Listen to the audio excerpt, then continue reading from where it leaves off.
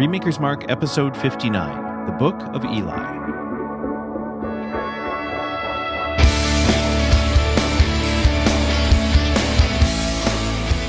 Hello, everyone, and welcome back to Remakers Mark. Here we are in our 59th episode where we are discussing the post-apocalyptic faith-based journey? I don't know what to call this one. It's an interesting movie, post-apocalyptic for sure. The Book of Eli. With me, as always, are my friends Andy Wicks. Andy, how are you doing tonight? Most importantly, and then slightly less importantly, you have an iPod in the apocalypse. What song absolutely needs to be on it? First of all, Kyle, I am really well. I'm happy to be here tonight. I wasn't sure I was going to make it. So thank you for having me. Second of all, your description of the movie makes me think that Kirk Cameron should be in this film. And ew, he's probably in there somewhere. Finally, my song that is the one song that's on my iPod in the apocalypse, no real reason other than it just popped in my head and seemed right, is The City by the Dismemberment Plan. Oh, yeah. That's a good one. Yeah.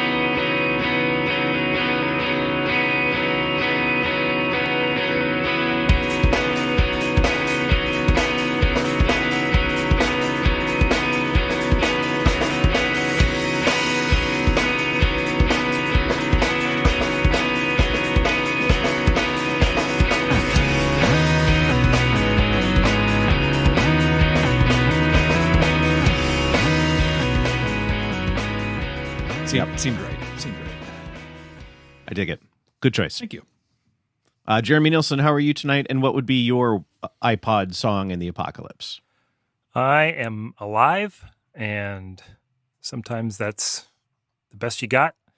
Yep. And my song for the apocalypse on my iPod is, without question, Adagio for Strings by Samuel Barber. Ooh. I don't know that one. Do I? He's a modern composer, modern in that he was, I think, born in the 30s. And it was featured in Platoon and several other soundtracks. You would probably recognize it. It is haunting and beautiful, and I can fall asleep to it in a heartbeat. And so in post-apocalyptic times when everything is askew and nothing makes sense, it would calm me.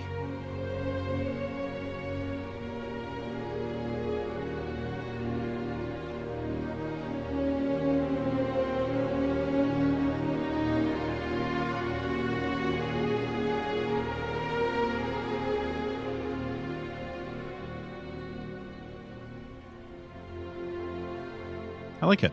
Good choice. Now we'll have to check that out.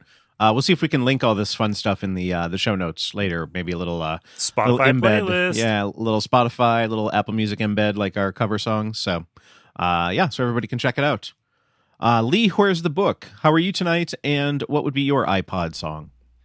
I'm well, and I think I would pick a recording of a medley of Queen songs performed by Extreme back in 1992 during the Freddie Mercury tribute concert. Wow. Dang. Because it's like 15 minutes long. I mean, nice. I'm all about that.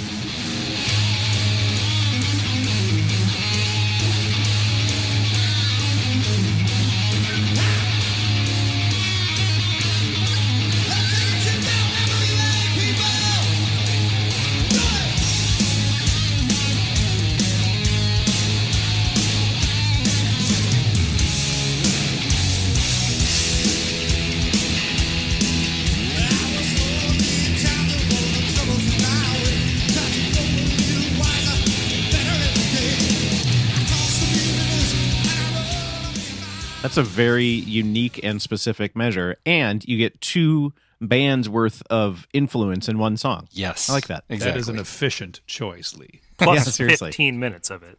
Yes. Yeah. Yep. Nice. Mark Joesting, how are you tonight, and what would be your iPod apocalypse song? I am very well, thank you. And for my song, I'm going to go to the Twin Cities band called Love Cars. The closer on their first album is called Broken Toes, and for the last 20-ish years, every time I have heard that song, it has just killed me.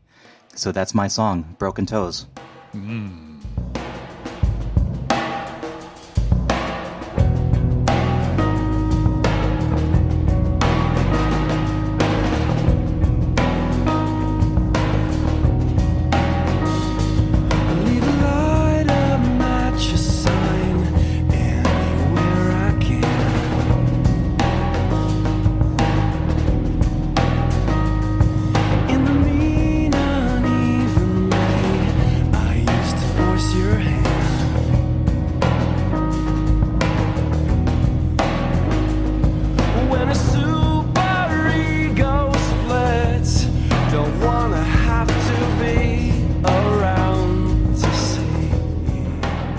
I can't wait to listen to all of these. I love that song. Yeah. Love that whole album, in fact. So good. Nearly perfect. My name is Kyle Delahunt. I will be your host once again this fine evening. I am doing as well as can be expected given the wackiness of everything going on. And I'm gonna go with the Lee school of things, but I'm gonna about 3-up him in that I would choose LCD Sound System's song 4533. Which is 45 minutes and 33 seconds long. It was commissioned by Nike to be the playlist for a whole workout.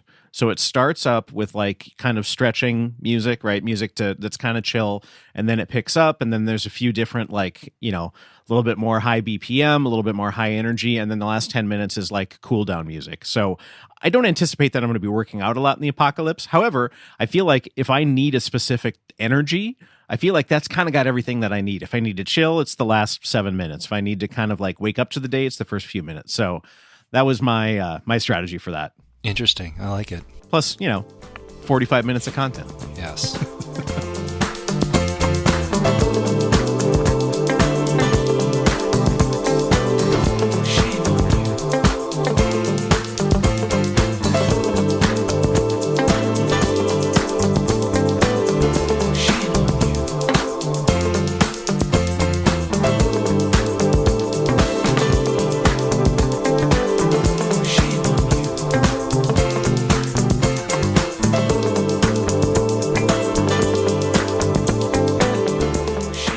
It's a great song, actually. I highly recommend it. I mean, it's weird calling it a song. It's an album, but yeah, it is literally one song. I just like the story behind it. I also like that Nike commissioned him to do that. Like, hey guy, indie guy, make us a song. All right. I can just see James Murphy now. You'll regret licking this. his chops. Yeah. Is that the same Exactly. band that did Dance Yourself Clean? Yep. Yeah. Yes.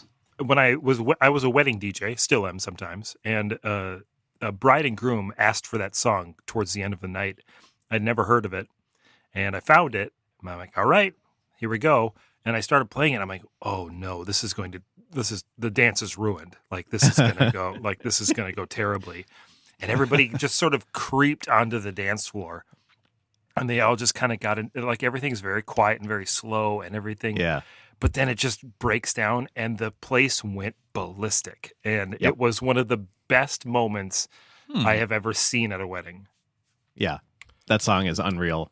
I went to Clockwork Active Media used to have yearly parties, and there was one at the Varsity, and I went to one with Kate, and they did, whoever DJ'd it played Dance Yourself Clean and I Think You Freaky by Die Antwoord right after the other. And like, I don't know if I've danced so hard in a 12-minute time frame than I have then. It was amazing. It was like a 2-hour wedding condensed into 12 minutes of Kyle getting funky. I believe it. It was something else. It was real good. Yeah. All right. Jer, this was your pick, so that means that you get to be our Remakers Mark recommender. So, what do you recommend for us tonight? Yes, so I have a podcast to recommend, as is often the case with us. It is a podcast that came out in 2009. It is, I believe, 7 or 8 episodes long, and it is called It Could Happen Here. I don't know if anybody is familiar with it. No. I'm assuming no.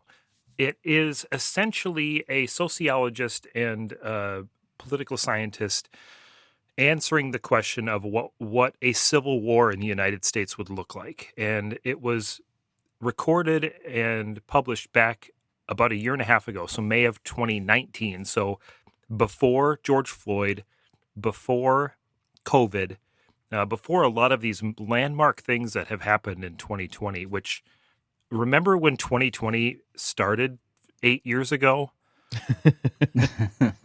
He breaks down what would cause a civil war to happen here in the United States and what it would look like at ground zero. What would people be doing and dealing with it, and how it would start, where it would come from, and the creepiest, not creepy, the eerie part about it is that he essentially predicts a lot of the things that have happened in 2020, not necessarily in the way that they happened, but that Portland would be one of the main spots of it, and things like that. It's really fascinating.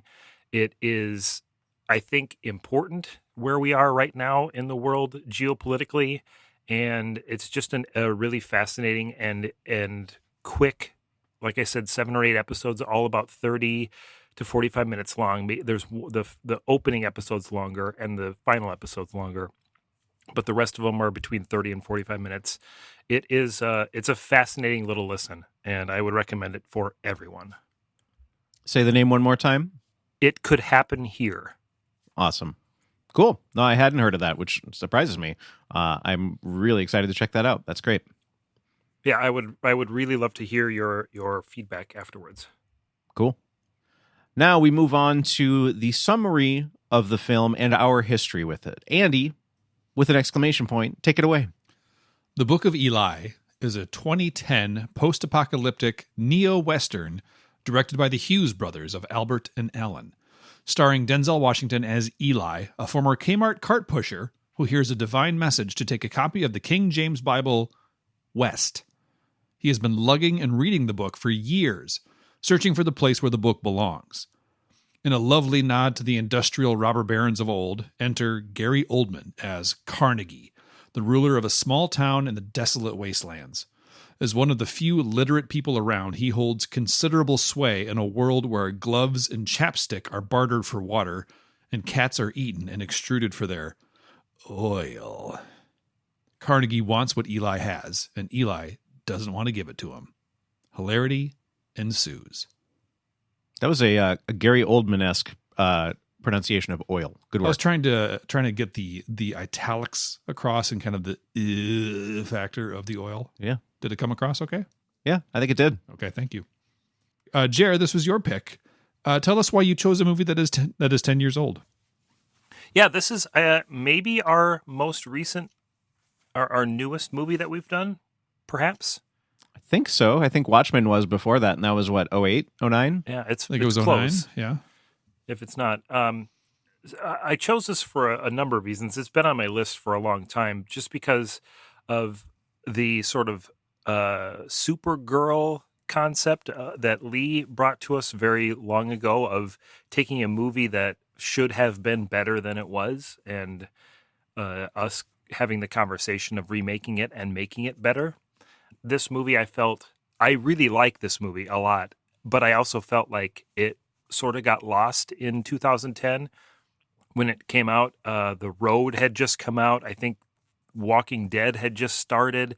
Like, we were kind of inundated a little bit with this sort of post-apocalyptic wasteland of cinema and TV. And so I think it just kind of became a little bit of white noise, but there's a really fascinating, interesting story and twist on this one that you don't see in a lot of other movies of a similar theme. And so I really liked it, and I wanted to talk about it. And the opportunity came up when we kind of went through this current iteration of movie choices that we're doing with the Hughes brothers and other Black directors. And so this was the chance. And I'm honestly a little surprised that none of the rest of you had seen this. Yeah, it was what you talked about with apocalypse stuff kind of being overwhelming at that time. I have a feeling that was my feeling at that time. I did watch The Walking Dead. I haven't seen The Road, and I didn't see this. So for whatever reason, like, I think I watched Walking Dead a little bit later, probably 4 or 5 years after this. But yeah, it didn't hit my radar in a way that was like really meaningful. All other things being equal, read and watch The Road, seriously. Yeah, I need to. Yes. But yeah, that's neither here nor there, but holy cow, watch and read The Road. But yeah, that's my history. I liked it when it came out. I had seen it either in the theater or shortly thereafter, and it's been on my shelf since then because I just really like the themes of this movie and how it was made, and this was my chance to make it better. Right on. I'm glad you did. As usual, in the first part of our discussion here, we are going to be recasting the film. We have 3 major roles and 5 minor roles. The first major role is that of Carnegie, originally played by Gary Oldman. Carnegie is the bad guy in the movie and is overacted accordingly by the aforementioned Gary Oldman. He might be a man of morals, but you wouldn't know it by how he treats his hench people. Oh, Andy, please, hench people is not the preferred nomenclature. Hench persons. Thank you. Thank you. I appreciate that, Andy. Hench persons, or those who have the displeasure to come into his town while wandering through their land like Cain and Kung Fu. He really, really wants the book that Eli has and will do just about anything to get it. This was a very meaty role, I would say, meaty, full of meat, and Gary Oldman devoured it. It is on the Gary Oldman scale of overacting. I would put it closer to The Professional than to, say, boy, I don't know what else. Harry Potter. He's kind of always up there. It's okay. So I would say the most overacted is Dracula. The next most overacted is The Professional. This one is probably like 3 or 4 down from that. Like he's quite good at it. Where but would you it's put not this like, in relationship to The Fifth Element? Oh God, the Fifth Element would be right below The Professional, maybe above The Professional. This is 4. This is Yeah, 4. it's, Okay, it's up all right. there though.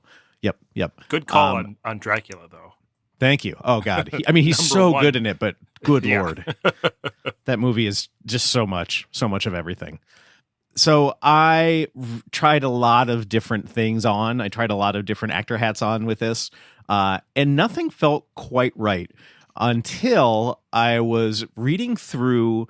I can't remember. Maybe it was either Twitter or Instagram, and someone was talking about how much they love the new Cobra Kai series that's been going on. I think it started on YouTube, and now maybe it's on Netflix. And I went, "Oh my God, it's got to be Billy Zabka." And so, in Jer's honor, I mean, I'm preaching to the choir here for Jer, and I'm pretty much guaranteed to get his vote. I think we'll see, but it just seemed like, wow, this guy needs a chance. He needs a chance to have something that's a little bit more popular, a little bit more mainstream. I think he can absolutely do it. And it just like when it was like the total light bulb moment for me, and it was amazing. And I'm just so happy about it. So William Billy Zabka is my choice for Carnegie. What's funny is I also thought, hey, Billy Zabka. Really? Oh my God. The difference being that I followed it up with thinking, nah. You had the common sense that I did not. What I love about Zabka in the new Cobra Kai deal is that it gives him as the bully of an 80s movie, and every bully in every 80s movie that he was, it keeps him as that character, but gives that character humanity. And it's really, really cool if you haven't watched the show. I like it a lot. Yeah, it's really good. And I feel like he would offer up a lot more humanity to this role than the one-dimensional bad guy of the old West town that Carnegie was for Gary Oldman. Yep. Cool. Well, that makes me happy. I'm glad you like it. Lee, on to you. Who is your Carnegie? Well, I kind of liked Gary Oldman's performance, even though it is very big at times, very over the top. But I don't know. For some reason, I think it's kind of appropriate for this type of character. But I felt like he wasn't quite menacing enough. Maybe it's because I've seen too many like nice guy roles from him in, the recent, 10 years or so. So I wanted someone who was maybe a little bit more menacing and intimidating. So I went with Klaus Bang. If you're not familiar with him, he is a Danish actor who most recently starred in the Netflix series Dracula as Count Dracula, and he's really good in it.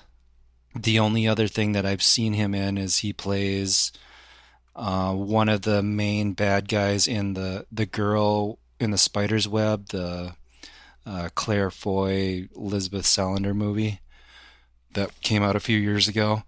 But he plays a really good, intimidating bad guy. At the same time, he can be very charming as well, and which is why I think he was perfect for Dracula. So if you haven't watched that it's one of those British series that's only 3 episodes long, but every episode is 90 minutes. His picture on IMDb certainly paints a good portrait of who this character could be. Yeah, he's really good. And I highly recommend that series if you're into that sort of story.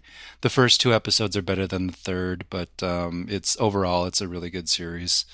But that's it. Klaus Bang. Who's the guy that plays the Juggernaut in the terrible third X-Men movie? Is that Vinnie Jones? Yes. So that guy looks like if Tom Cruise and Vinnie Jones had a baby. It's it's pretty If great. Vinnie He's Jones got went to that. finishing school. Yeah, he's really handsome, but he's got that little ruggedness to it. Like, looks like he's had his nose broken a couple times. Like, yeah, that's cool. I like that. Possibly. I don't know.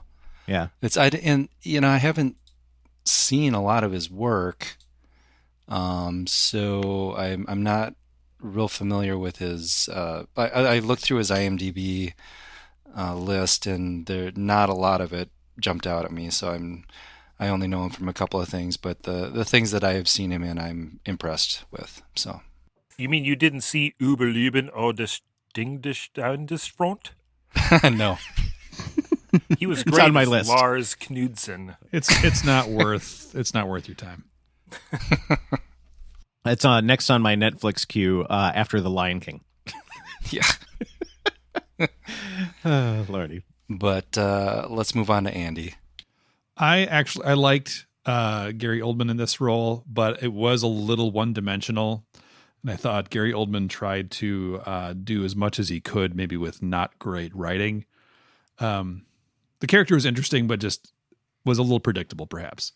So I went a different direction with this one. I wanted to create a character that was entirely menacing, but in a way that you didn't expect. That maybe at the beginning, you perhaps thought that this character was an ally or a good person. And then when you saw the twist happen, then it would become quite terrifying. So I chose someone who can do that, someone who can do anything. You didn't choose somebody who could not do that? I went with Meryl Streep. Of course he did. So I want Nice. to create Carnegie as the matron of the town, someone who has a very motherly, maternal those are 2 words that mean the same thing. Instinct, a protective instinct for the citizens of her little town. But should you not go the way that she wants you to go, then she will rip you apart. And I think that's what Meryl Streep would bring to this role. I want to give this now character a little bit more room to have just a whip snap turn that'll knock your socks off. I'm intrigued. Yeah, me too. I don't know if I've ever seen Meryl Streep hold a gun. I don't even think she has to. Ooh. What was the movie? Doubt. Has anyone seen Doubt? Yes. No. Okay. I recommend it. Meryl Streep, Amy Adams, and Philip Seymour Hoffman? thank you very much. All of fantastic performances. But Meryl Streep plays kind of the head nun of this. Gosh, I'm really butchering the plot of this movie. But anyway, her character is so strict and joyless, kind of for lack of a better term. And there are points in the movie where she kind of has to snap and call people out on it, and it terrified me when I saw it. And that wasn't really even an evil character; it was just kind of a cold character.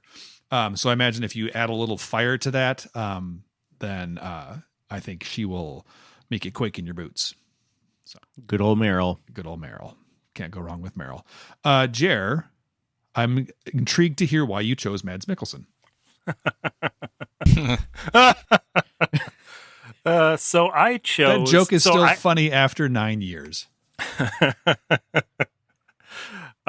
I, along with Lee, I wanted somebody much more menacing in this role.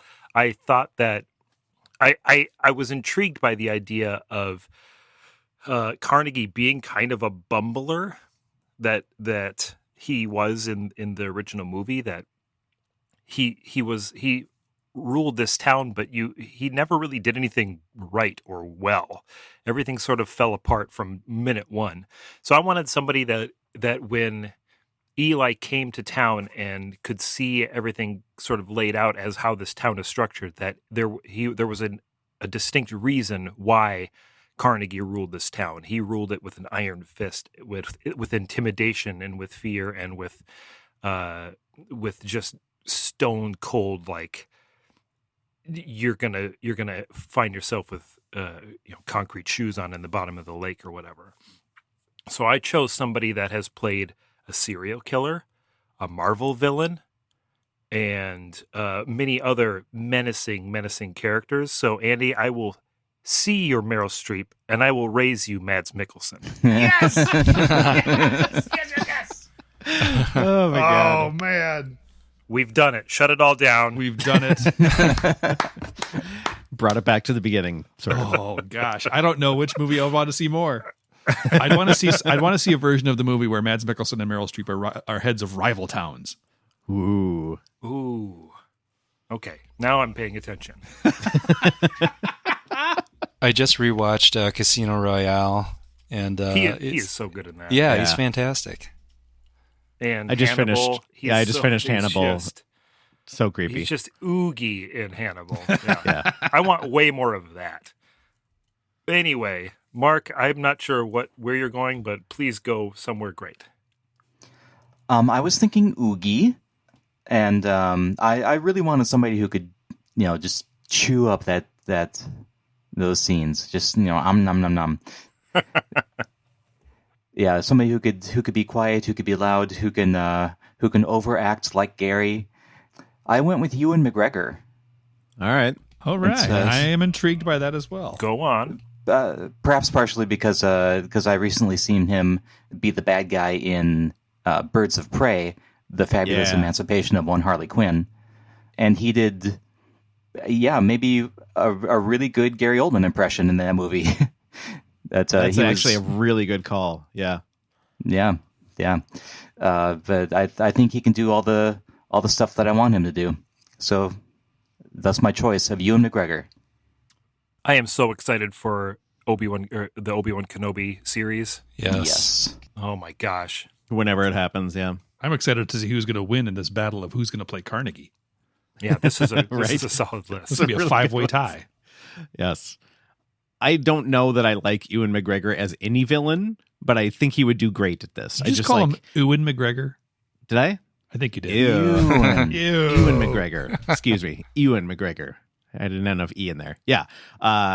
Also, I want to just give a major shout out to Mark's maybe meme makers Mark, Mary Elizabeth Winstead in Birds of Prey. She was so good. And I didn't know where it was going. And then when it got there, I was like, oh, okay. And I just absolutely loved it. So good.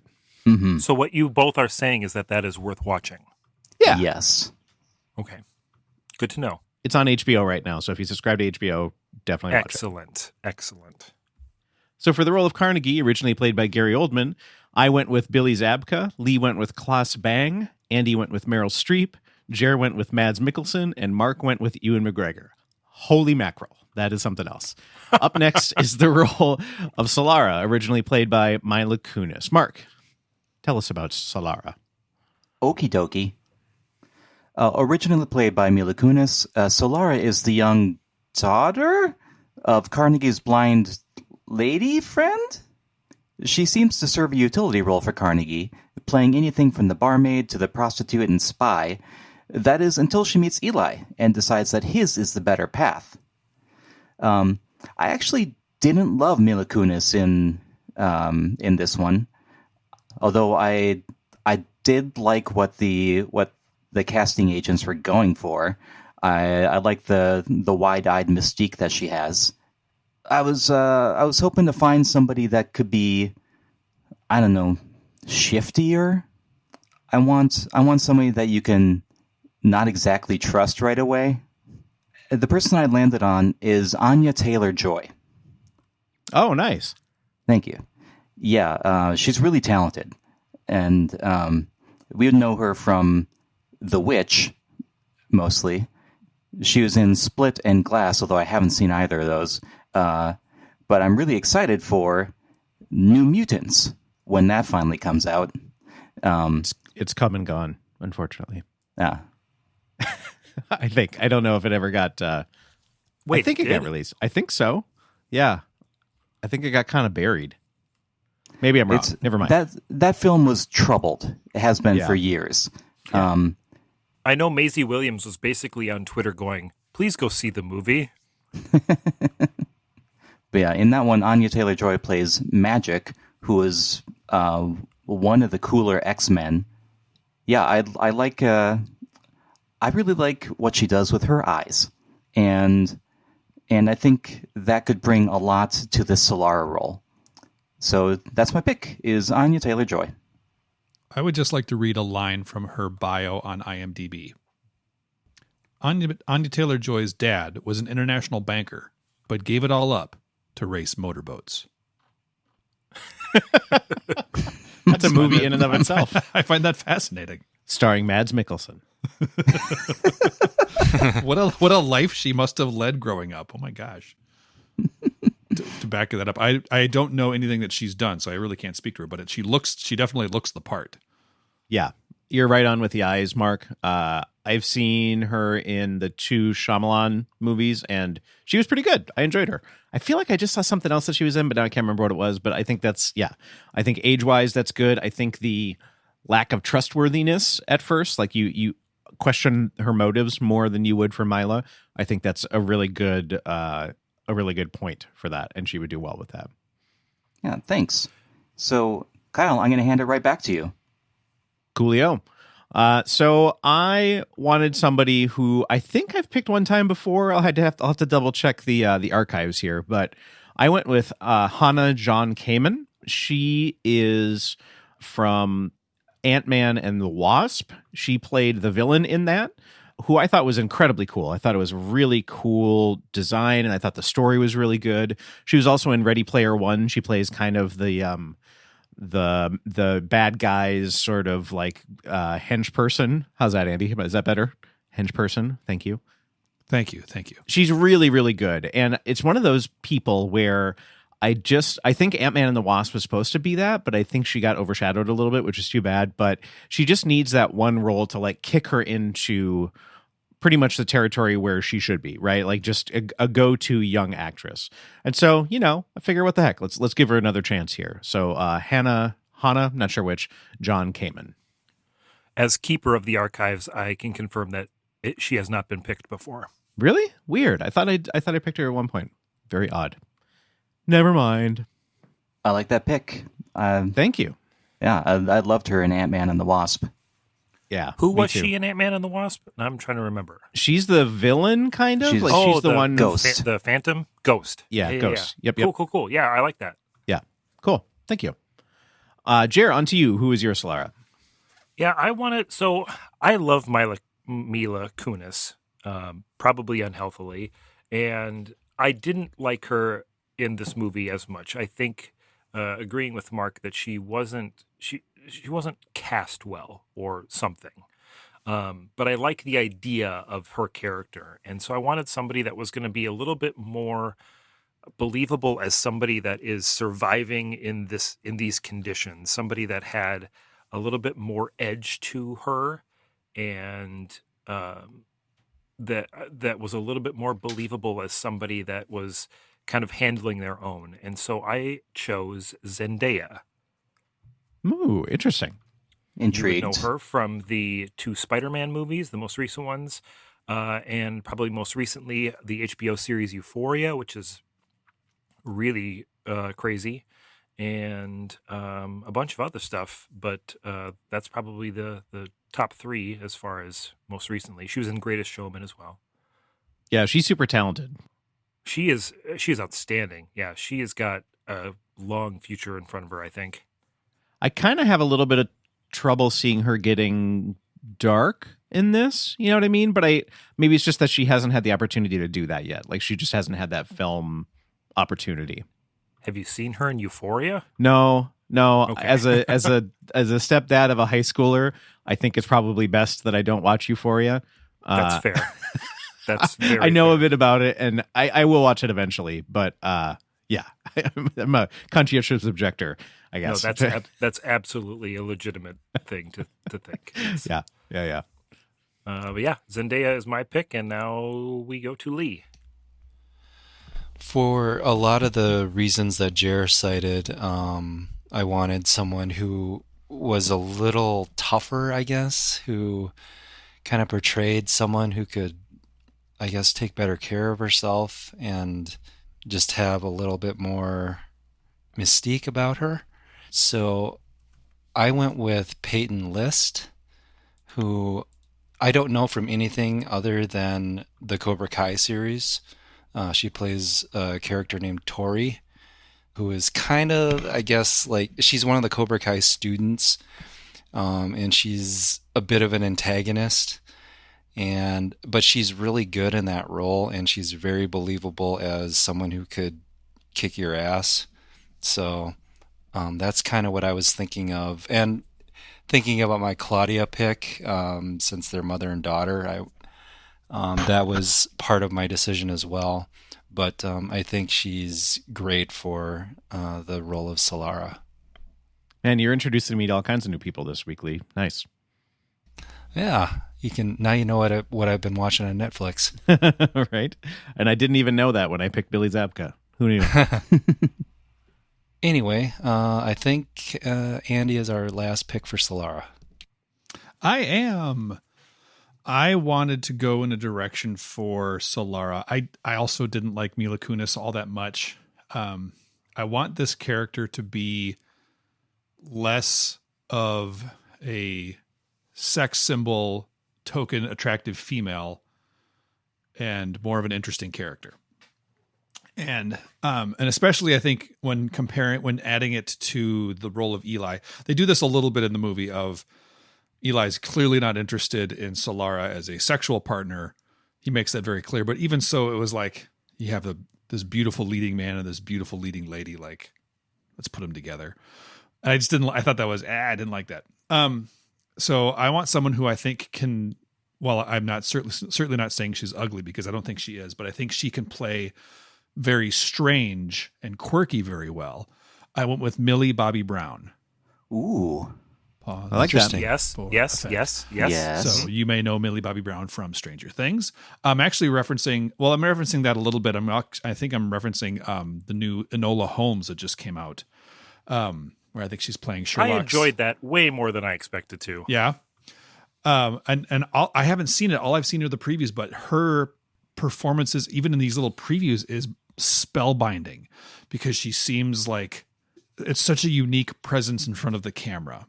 And it's a unique way to film too. It's a very fourth wall breaking kind of idea of Sherlock Holmes. It's very clever, and I didn't think I would like it as much as I did.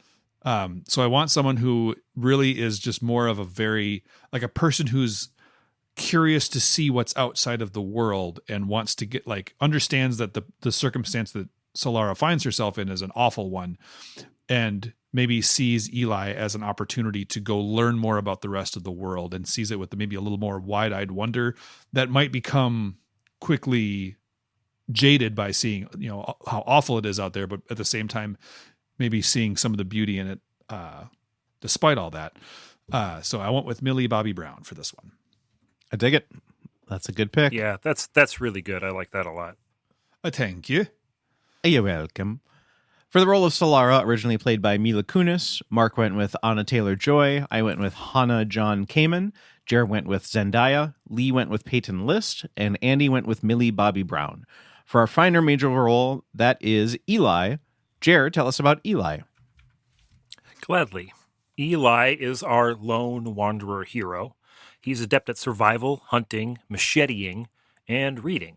He is trekking across this desolate wasteland to the west in order to deliver the book to where it belongs. He is equal parts classic cowboy, biblical pilgrim, and Mad Max. He fought the good fight. He finished the race. He kept the faith. Yeah, Denzel did outstanding in this role, I feel like, and he played it equal parts sort of holy and badass, and also very reserved and quiet for the most part. Everything was very small, and I liked that about how he played it. And he's hard to replace in this role, even though the role itself is very broad. I went through a laundry list of people, and I ultimately ended on a well that I go back to a lot, which I feel a little bad about. But the person that I chose, I think, encapsulates all of the best parts of this role in a combination of ways.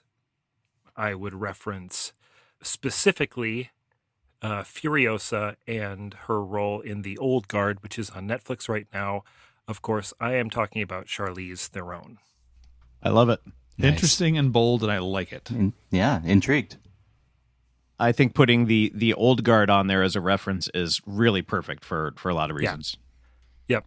I just want to combine that role and Furiosa from Fury Road, and that's the character of Eli, with maybe a little bit of spiritualism in there too. I really like The Old Guard. Yes. That was a very interesting movie. Yeah, it was a lot better than I was expecting it to be. Same kind of thing.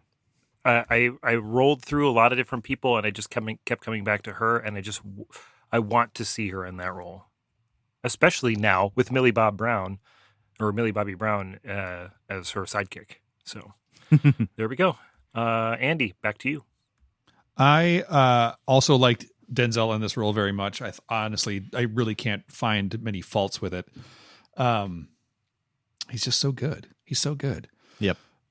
So I want to pick, if I'm going to make this movie how I really want it, I'm just going to lean right into it. I wanted someone who maybe, if I was going to get picky, could do the martial arts scenes a little better. So I went with Donnie Yen. Ooh, that would do it. And I think he would, not that Denzel Washington did a bad job, because I think he did a good job, or his stunt double did, whatever. But I think Donnie Yen would do better. And really, I'm not going to sugarcoat this. I really just want him to play his Chirrut Imwe character again, because I love that character so much. From Rogue One. Yeah, exactly, from reference. Rogue One. I think my favorite Star Wars character now. But what Donnie Yen would need to do is to maybe add a little bit of the humanity. I'm thinking of specifically the scenes with Denzel Washington and I don't know, the engineer, Tom Waits.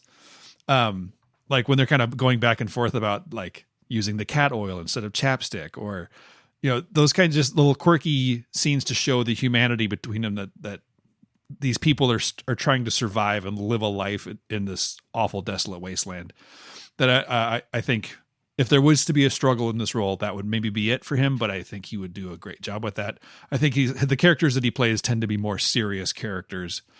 So that would be my one qualm, but give him a machete and saying things like, "You touch me with that hand again, you're not going to get it back."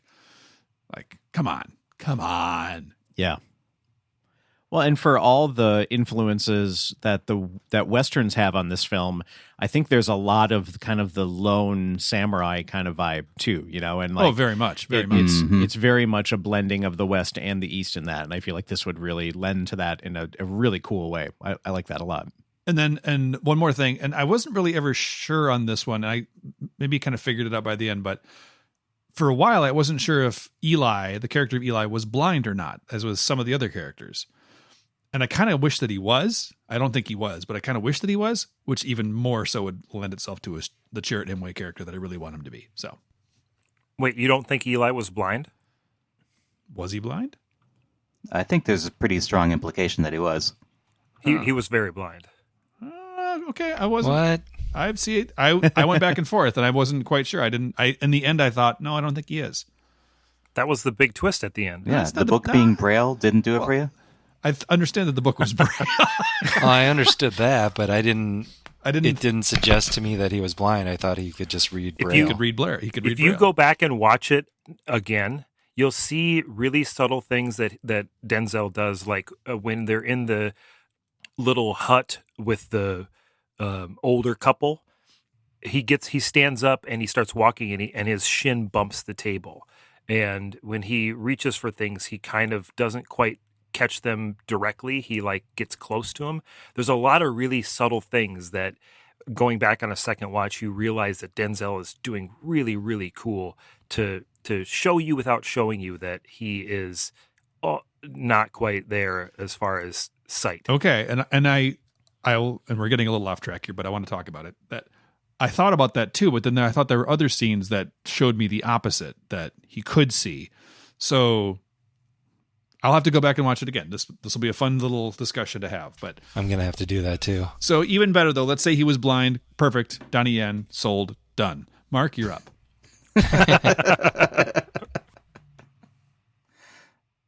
I too loved Denzel's performance, and I mostly just wanted to find somebody who was a newer Denzel, so I picked Idris Elba. Yeah, that's the heir apparent. Ooh, nice. I considered him.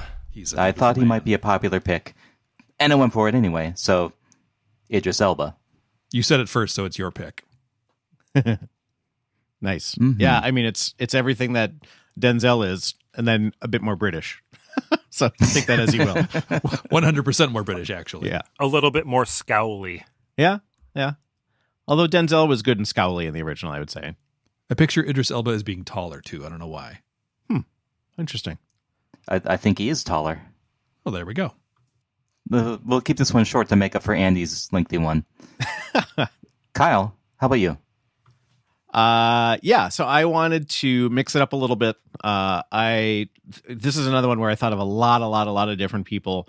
And then I was thinking about The Mandalorian coming back, and I went someplace that I didn't think I was going to go, and I ultimately landed on Gina Carano, who plays the character whose name I don't know from The Mandalorian, but kind of his main friend there, or his main sort of compatriot. I thought you were going to say Werner Herzog. I wish. Oh my god. Oh god. Oh no, I want Werner Herzog so bad. Okay, never mind. Gina Carano. Yeah, she is so good. She is a former MMA fighter, I think. So, lots of pedigree there. Can do stunts, can do fighting, can be kind of standoffish, but at the same time has heart. I really think that she can kind of, straddle all of the lines that are necessary in order to make this role work. And I just think it would be a cool kind of mix. Like maybe it was Elizabeth and she goes by Eli or whatever, right? Like I think that could be really cool. And I know, Jared did that too with Charlize, which I appreciate. But yeah, I just thought that would be a really interesting, different take on it. And I still think that, like you could still have, if you wanted a female Solara, like there's no reason why they wouldn't send a beautiful young woman to take care of a maybe a little bit older woman who's coming in. Like, there's just lots of different ways that we could do that. So, yeah, Gina Carano was my pick. By the way, she plays Cara Dune in The Mandalorian. Cara Dune. Thank you. Good call. Yeah, and she's coming back, right? She's in the next season. Yep. She is. Cool. Yeah. Right on. Lee, on to you. Finish us off here for Eli. Well, it's funny you should mention The Mandalorian because I picked Pedro Pascal, Nice. who plays the titular Mandalorian in that series, and who I think is really good. That's the only thing that I know him from. I can see from his IMDb page that he's playing Maxwell Lord in the twice delayed Wonder Woman 1984 movie that's supposed to come out sometime. Yep. He looks real slimy in it. I can't wait. Yeah, he was in Game of Thrones. You have to see him in Game of Thrones. Probably top 5 favorite character of all of the characters in Game of Thrones for me. Yep. Really? Narcos too. He was in the first season. I can't remember the first two, but he's really good in Narcos. Yeah. Just based on his performances in The Mandalorian, he seems like kind of tailor-made for a role like this. So, I mean, The Mandalorian is basically the Book of Eli, except it's the child instead of a book. Yeah. That's really, really true. I just thought of that. That's pretty funny. Everybody's trying to get Oh this my book gosh. or this kid. Yeah, so I mean, it is spot on. So it's already been made, so I Yeah. win. Oh, that's awesome. Post-apocalyptic Western, space Western. Yeah. Yeah. No, it is very much. Oh god, that's funny. Good Right pick, Lee. on. Yeah, I really strongly considered it, and then I just kind of like looked to the left when I was considering Pedro Pascal, and I went, "Oh, interesting." And so I went with that instead. But yeah, it's a great pick for sure. Thank you. All right, for the role of Eli, originally played by Denzel Washington, Jer went with Charlize Theron, Andy went with Donnie Yen, Mark went with Idris Elba, I went with Gina Carano, and Lee went with Pedro Pascal. Now, finally, the minor characters, the first of which is Red Ridge. Jer, take it away. Yes, Red Ridge, originally played by Ray Stevenson. As is requisite for all post-apocalyptic and or Western shantytowns, the evil boss has been allocated one tall, brooding henchman to stand behind him and be menacing. Red Ridge is very good at this. He's also a confusingly subtle man in a movie bereft of subtle people. Jer, Um, it's hench person, please. hence, oh my gosh. Okay, let So me do it true. again. Yeah, Ray Stevenson did a really good job with what he was given. I think the character of Red Ridge is probably one of the more complex in the movie, far more complex than Carnegie. And but yeah, ultimately he is just supposed to be, second in command of this town and the right-hand man of the bad guy, and also, have some moral conflicts going on within his head. So I went with a person that I have enjoyed. I just finished the second season of The Boys on Amazon, which if you are into superhero stuff and also horrible violence, I'm listening. definitely watch The Boys. It's very, very good.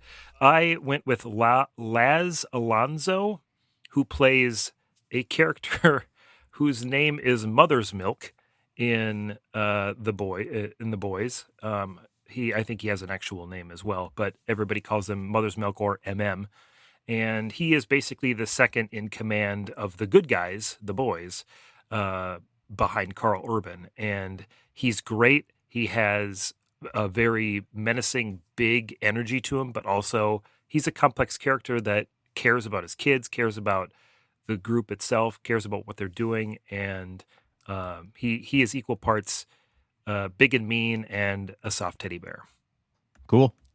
I really need to watch The Boys. I'm excited. Seriously, go watch The Boys. Yeah. I'll get there very, very soon.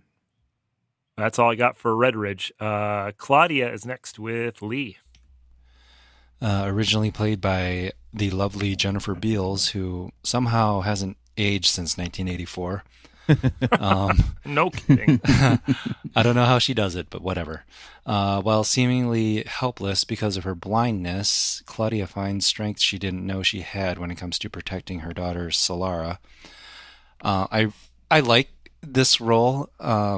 It provides a bit of a voice, I guess, against Carnegie. So I like that there is this character who voices like her concern for everything that happens to Solara, and that she's not just a forgotten character. So in light of my pick for Solara, I went with Cate Blanchett. Ooh, nice. Because they look a little similar. They look like they could be mother and daughter. And Cate Blanchett is just awesome in anything she does.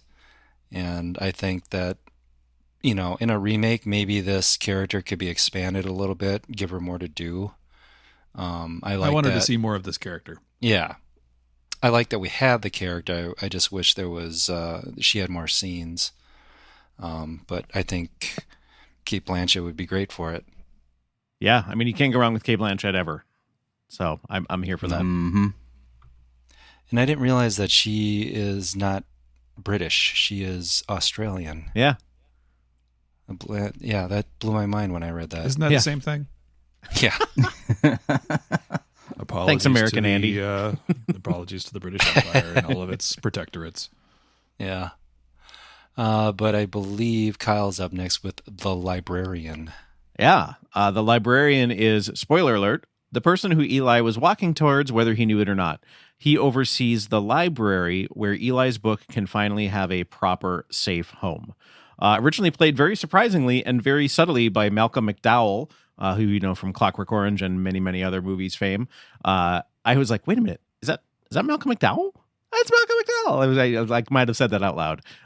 He's fine. Like it's a largely forgettable performance just because it's super fast, but he does fine. And it's ultimately very important, which is kind of a, MacGuffin of sorts of where he's going. I have been watching a lot of The Umbrella Academy on Netflix, which I'm very much enjoying. We're watching that as a family right now. And the person that I had in mind was Colm Fiore for this. He plays the father of the people, of the kids in the Umbrella Academy, Reginald. I just think that he would have that kind of like stoicism and kind of that mysticism a little bit too at the same time when they're quote unquote just binding books or creating books, but still this is something that is necessary in this world where everything is different. And so I went with him, Colm Fiore. Speaking of Umbrella Academy, if we ever have to pick a kid for a movie, I'm going to be picking Aidan Gallagher a lot. Which that kid is he 5? Yeah, he is unbelievably good. Yeah. He's so good that I thought he was probably like 27 and he just looks that old, but I have no idea. No, he is oh shoot. I had it. He is young. He's a kid. Crazy. Wow. Yeah, he's 17. Wow, that's cool. I had no idea. Yeah, he is so good. Yeah. Oh my gosh. I love that show. We're really digging it. We sort of instituted a Thursday night show night just so that we have like some degree of structure in this time where there's not a lot of it with school being at home. And we've been watching that. We just finished season 1. We're about to start season 2. So I'm nice. digging That's it. what I just finished season 1 too. Nice. Right on. Cool. Awesome. Excellent. Up next is the engineer. Mark, tell us about the engineer. The engineer, originally played by Tom Waits, is Carnegie's resident tinkerer and trading post proprietor. He's good with locks, knickknacks, and thingamajigs, and will trade you some if you got some chapstick. I was honestly a little bit disappointed in Tom Waits. When I saw him in this role, I was hoping that he'd be a little bit weird. And we really didn't get that. He played it very straight. And I was hoping for weird. So I wanted to find somebody who could be quirky and who could really pop in, like with minimal amounts of screen time. And so I picked Peter Stormare. That's so good. Yep. Mm-hmm. I feel like he's played that role a little bit from time to time, like absolutely perfectly. Yes.